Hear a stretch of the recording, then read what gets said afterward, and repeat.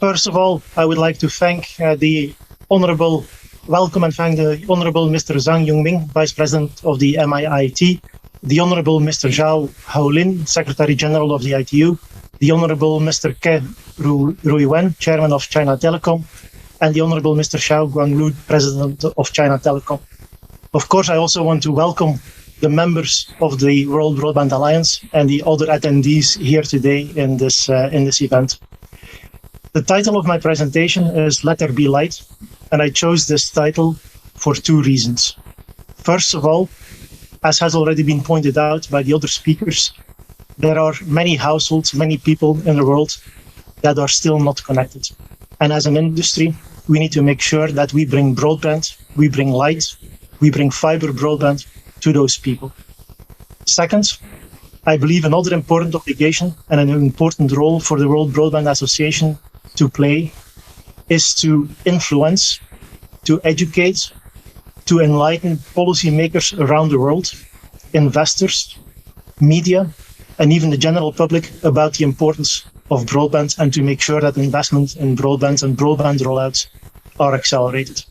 Nokia is extremely proud to be working together with the other members in the World Broadband Association, like China Telecom and Huawei, to make this happen. And we encourage everyone else to join the World Broadband Association and help us achieve this goal. Now, if we look at the state of broadband, yes, many households, many people still need to be connected. But we've made enormous progress over the past decades. Only 20 years ago, a megabit per second was the fastest speed you could get. Today, driven by innovators and pioneers like China and China Telecom, the world has been moving to fiber. Many countries around the world now offer gigabit services to residential users, even multi-gigabit services. We see countries with 2 gig, 4 gig, 8 gig, 10 gig, even 25 gig services now exist today. So enormous progress has been made, but of course, there's a lot of work to be done.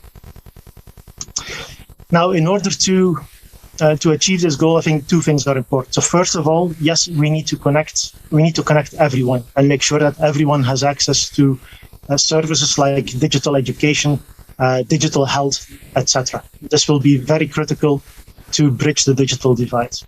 But we also make sure that it's not enough to just connect people. We also need to make sure that everyone gets access to a good broadband service, to enough speed so that they can access the services that they need. And also here, as an industry, we've come a very long way. The first mainstream fiber technologies were GPON and EPON. Today, we are in the 10 gigabit era with XGPON, like XGPON 1 and XGS-PON. And as an industry, we are already working on the next steps. 25 gig is already available today. Next is 50 gig PON. And we've already shown that 100 gigabit per second is possible. And that's not the end of it. Fiber technology will continue to evolve to meet the needs of any application, any service that we will be able to think of. Now, one of the things that the World Broadband Association has identified is that faster is no longer enough. Yes, as an industry, we tend to talk about speeds. I did the exact same thing when I started this presentation. I started talking about gigabits and 10 gigabit, but speed alone is not enough. Other aspects of connectivity are equally important. It's about adding greater intelligence to the network. It's about making the network more reliable and making the performance more consistent. It's about making the network greener, and it's about adding additional sensing capabilities and enhancing the connectivity overall.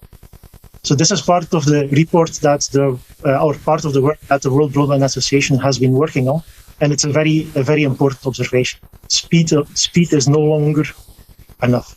We need to care about these other aspects as well. Other work that the World Broadband Association has been doing, and which Martin Griener has already mentioned, is the generational roadmap. This is important because it gives the industry and even the general audience an easy way to talk about successive generations of broadband. And one thing that I particularly like is the following. If you look at this generational roadmap, you see some of the services that you would expect to see. You see the evolution from HD TV to 4K TV to 8K TV. You see the introduction of virtual reality, augmented reality. You see the introduction of the metaverse, etc., etc. But you also see non-residential use cases appearing. You see mission-critical applications on this roadmap. And I believe that this is a very important evolution for the broadband network. Because yes, we're building broadband networks initially to connect consumers, to connect homes. But if you think about it, a fiber to the home network, for example, a broadband network is not just a network that connects homes, but it's actually an infrastructure that passes every street and every building. So yes, you can use that network to connect homes, but you can use that same network to connect universities, to connect hospitals, to connect smart city infrastructure, to connect mobile small cells, for example. So one of the important evolutions that we see is it's not just about connecting more people and making sure that they get good speeds, but it's also making sure that we use this infrastructure, which is actually an incredible asset, also for other purposes. And many people will say, yes, we've been talking about this for a long time. Why will this happen today? And I believe a number of technologies are now coming together to make this possible. First of all, there's the ever-increasing capacity. Today, we're talking about gigabit speeds and 10 gigabit speeds. So the capacity is there on the network. But there are also easy ways to use that capacity for different purposes. Thanks to software-defined networking, thanks to programmable networks, you can actually slice them. And you can program the network so that different slices can easily support different services. So you can use one slice for residential services. You can use another slice for enterprise services, for example. And in addition, the network technology keeps getting more reliable, keeps getting greener. So all the technical evolutions are now here to actually make sure that the broadband network can also be used for more than connecting people.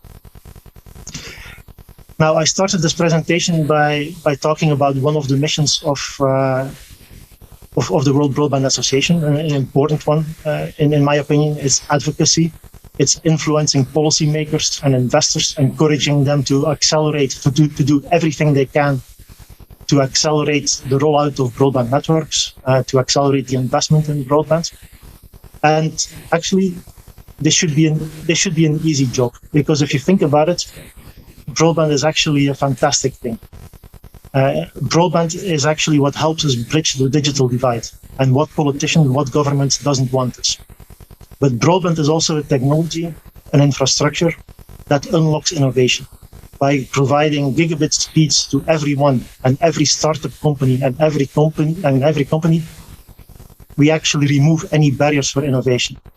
Any innovator, any startup company can think of an idea, a new service, a new application, and they know they will have the network capacity, the reliability to make it happen, and that every user out there will have enough bandwidth to use that service.